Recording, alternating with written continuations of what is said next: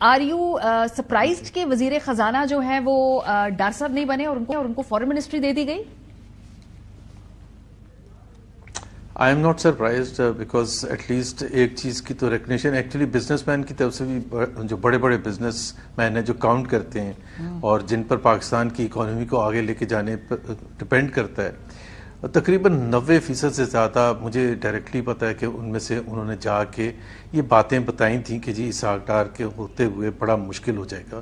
اور سب سے بڑا تو ثبوت 16 مہینے کی پرفارمنس تھی، اور پاکستان جس نہج پر آ چکا تھا وہ میرا خیال ہے it is an acceptance and an acknowledgement کہ جی وہ اتنی بری پرفارمنس تھی کہ جس کے بعد ڈار صاحب کو دوبارہ لگانے کا مطلب یہ ہوتا کہ آپ کیا میسج دیتے کہ آپ اسی کی کنٹینیوشن کرنا چاہتے ہیں، وہ جو مہنگائی بلند ترین سطح پر تھی، بے روزگاری اور تمام جو معیشت سے جڑے ہوئے پرابلمس تھے. سو آئی ایم ناٹ سرپرائز. اب اگر وہاں ایکسیپٹ کر لیا گیا کہ جی اسحاق ڈار صاحب کی اتنی خراب پرفارمنس ہے تو اتنی پرائزڈ منسٹری فارن افیئرز، یہی میرا سوال تھا، کیا آپ اس پہ سرپرائز ہوئے؟ کیونکہ پہلے تو چلو آپ نے کہا فائنانس منسٹری نہیں ملی، آپ کو سرپرائز نہیں ملا، لیکن فارن منسٹری ملنے پہ سرپرائز ملا؟ اٹ از جسٹ لائک کہ شہباز شریف صاحب نے جب 16 مہینے کی حکومت میں پرائیویٹائزیشن منسٹر پیپلز پارٹی کا جن کو لگایا تھا، ان کو ظاہر سی بات ہے انہوں نے کوئی کام وہاں کرنا ہی نہیں تھا، اور آپ نے دیکھا بھی 16 مہینے میں کوئی کام نہیں ہوا. تو اسی طرح سے ڈار صاحب کو لگایا یہ سوچ سمجھ کے، اور یہ بڑی خراب سوچ ہے کہ فورن پالیسی میں ہمیں کچھ کرنے کی ضرورت ہے ہی نہیں. اب آپ 2016 سے ہماری تمام بات چیت بند ہے انڈیا کے ساتھ for example, and which has to be at the heart of our future economic growth کے ریجنل پیس ہو، ریجنل گروتھ ہو، ٹریڈ ہو، اور وہ تمام چیزیں. سو وہ تو ایک بہت ہی پرو ایکٹیو، اور جس طرح اگر کوئی اور نہیں تھا سامنے، میں اگر نام لے سکوں خرم دستگیر ہیں، وہ تھوڑے عرصے کے لیے رہے بھی تھے، بٹ ایک آپ ہوتے ہیں نا over a period of time اپنے کولیگس کے ساتھ بات چیت ان کے سنتے ہیں، بیٹھتے ہیں، ان کی انسائٹ ہوتی ہے. تو اس میں جیسا خرم دستگیر کی بہت strong insight into foreign policy, چاہے وہ پاکستان چائنا ریلیشنز ہو، یو ایس پاکستان ریلیشنز ہو، وہ تو الیکشن نہیں جیت پائے نا سر، پرابلم یہ تھی الیکشن بھی تو جیتنا ہے نا، وہ انفارچونیٹلی وہ تو دیکھیں نا الیکشن تو وہ بھی محسن نقوی بھی تو لے کے آئے نا انٹیریئر پہ، تو اگر لانا ہی ہوتا تو وہ تو کوئی اتنی بڑی بات نہیں تھی. سر یہ نواز شریف صاحب کی کیبنٹ ہے یا شہباز شریف صاحب کی کیبنٹ ہے؟ بیکاز ہمیں بتایا جا رہا ہے کہ ایک ایک شخص نواز شریف صاحب کے اپروول کے بعد یہ کیبنٹ کی تشکیل ہوئی ہے. آپ کو بیٹھ کر کیا لگ رہا ہے یہ کس کی کیبنٹ ہے؟ یہ صاحب کی ٹیم ہے؟ میرے تو خیال ہے دونوں کی ٹیم نہیں ہے، اچھا مکس. مطلب ظاہر سی بات ہے، مجھے تو آج تک یہ نہیں پتا محسن نقوی صاحب کس کے آدمی ہیں.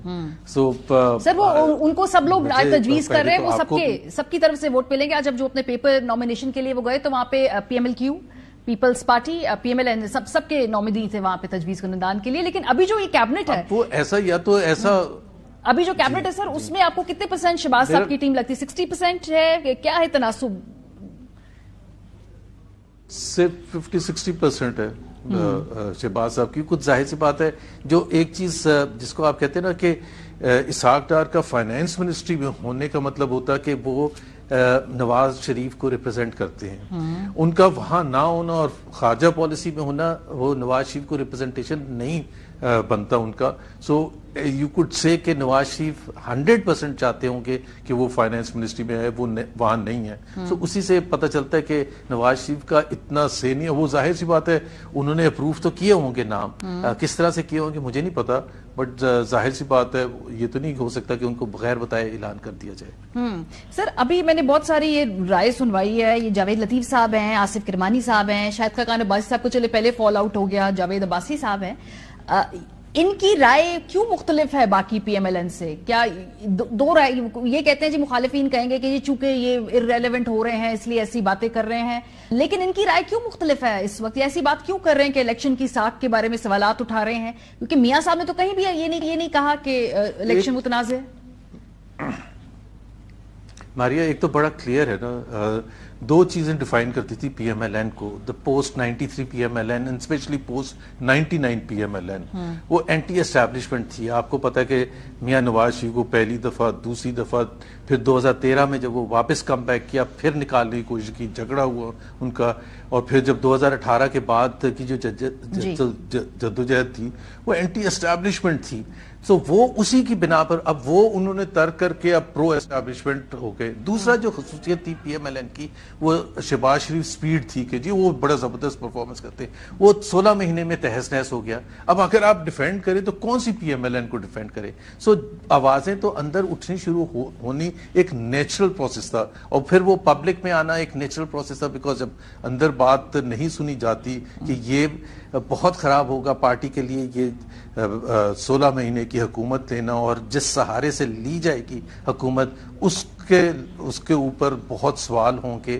اور آپ اپنی وہ جو ساکھ ہے 30 سال میں جو بنائی تھی، کہ یہ نہیں میں کہہ رہا کہ وہ اینٹی اسٹیبلشمنٹ تھے، وہ یہ تھے کہ جی ووٹ کو عزت دو، واز اے اسٹرانگ بیانیہ جو ڈیفائن کرتا تھا کہ ہم کس پر ڈیپینڈ کر کے حکومت پہ آنا چاہتے ہیں. وہ جب آپ نے ختم کر دیا تو پھر ظاہر سی بات ہے آوازیں تو آئیں گی.